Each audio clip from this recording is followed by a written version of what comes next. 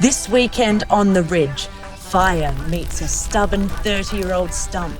A gold mine of ancient stone is unearthed, and 3 generations of family pull together to build our ultimate outdoor fire pit.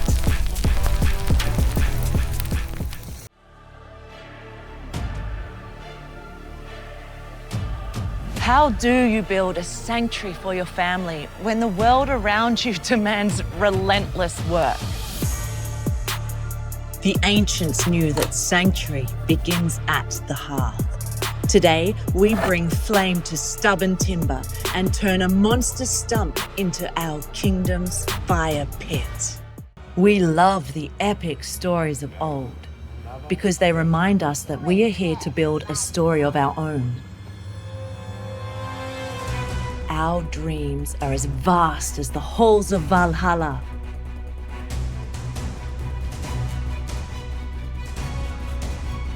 But really, we're just a busy family of 7 on 12 acres of subtropical slope, trying to carve out a more simple life on the land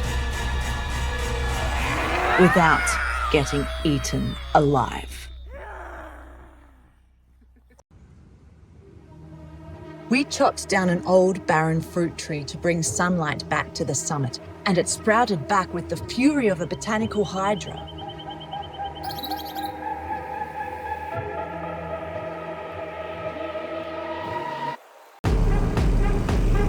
But beneath our clay, an excavator working another job accidentally struck a hidden treasure. A massive cache of volcanic basalt, the stone bones of the ridge.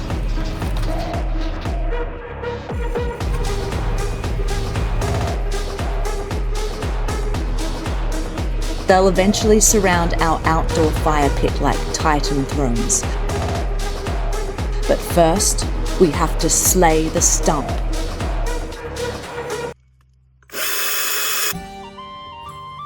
A true saga requires an influx of characters. This weekend, the matriarchs arrive.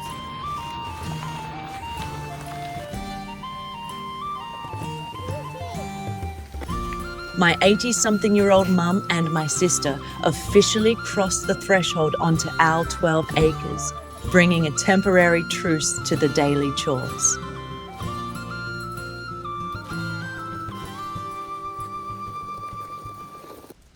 Gestrisni. Gestrisni. Gestrisni. Surrendering your own space isn't always easy, but on our ridge it's a deliberate rite of passage. By giving up their rooms and turning the living room sofa into a temporary campsite, my daughters practice an ancient act of respect. An act rooted in Gestrisni, the sacred Viking code of hospitality laid down by Odin himself. The lore tells us that the gods frequently walked the earth in disguise as weary wanderers, testing the virtue and character of mortals. The code dictates that a wanderer needs water, dry clothes, and fire for their cold knees. So, by surrendering our rooms and lighting the hearth for the matriarchs, we pass down a ritual that keeps our family adaptable, humble, and bound to the saga. Outside, cold winter rain sets in. By Saturday morning, the clouds part into brilliant winter sun, giving us a perfect clear window to lay siege to the 30-year-old stump. Sebastian's about to execute some 17th century military engineering on this wood. It's called a Swedish Torch, used to survive waterlogged battlefields. The trick is simple but precise. You chainsaw across, pretty deep, about 3/4 of the way down, so that the base stays intact. Then you pack the center slots with dry kindling and light it from the top down. Cold oxygen draws up through those bottom slits, turning a stubborn, wet piece of wood into its own self-consuming furnace. Our tools are modern, but the strategy is ancient.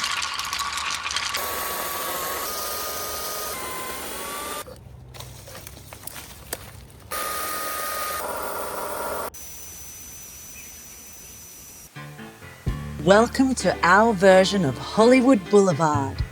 These palms are majestic, but they're a non-stop manufacturing plant for heavy debris.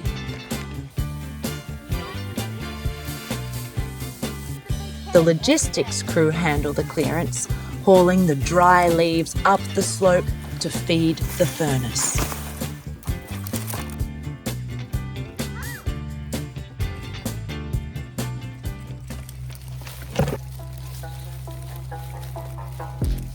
To conquer this Medusa's head, we start with a Swedish torch. We pack the cuts and light the fuse. But let's be real, it's 2026. Who has the time for a slow burn? Strike one, fail. Next up, the classic Aussie hack. We dump barbecue coals, douse them in metho, and hit it with the leaf blower to forge a raging furnace.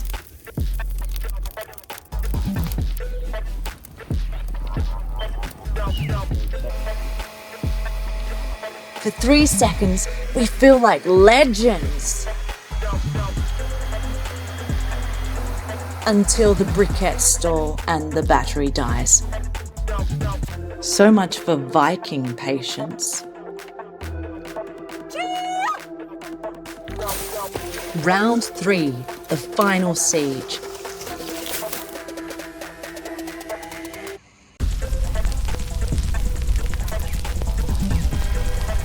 Sebastian leads the assault with fire, wind, and glorious overkill.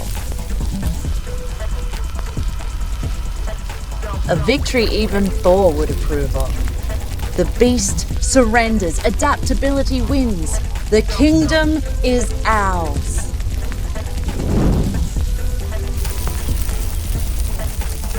In Australia, leaving a flame unguarded is illegal. So out of pure civic duty, I am forced to stand vigil. You're welcome. What does it take to get a refill around here?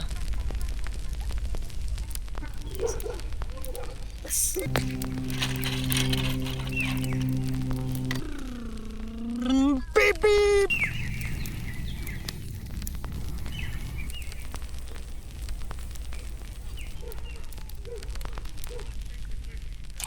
I'm watching it burn.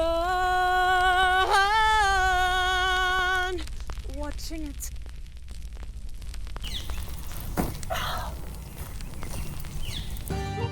By Sunday, cold rain sweeps the summit, turning physical labour into rest. Like the Norns, the mythic weavers of past, present and future, our 3 generations sit together. My mother represents where our history starts. I hold the present work of the land, and my daughter carries the chapters we haven't written yet. So, how do you build a sanctuary? I think you turn labour into a shared ritual. Sanctuary isn't found, it's a tapestry woven together thread by thread. As twilight falls, the winter rain breaks, leaving behind a crisp, freezing sky. The matriarchs wisely retreat inside to the warmth of the house, leaving the rest of the kin down on the ridge to guard the dying embers. We've just waged war on that Stump, and now we're pillaging the Pantry's sugar reserves. What's your family's favourite ritual around the fire? We want to know! Drop it in the comments below. Hit that subscribe button to join our journey.